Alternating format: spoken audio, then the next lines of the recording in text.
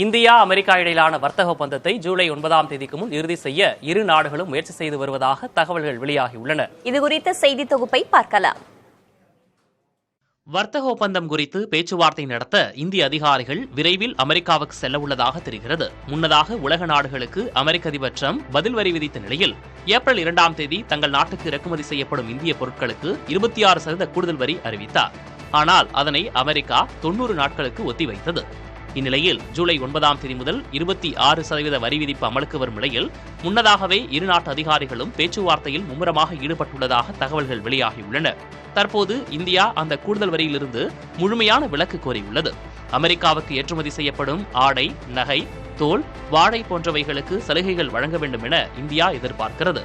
ஒருங்கிணைந்த ஒப்பந்தத்தில் தொழில், மின்சார வாகனங்கள், விவசாயம் உள்ளிட்ட பல துறைகளில் அமெரிக்கா சலுகைகள் கோரியுள்ளது.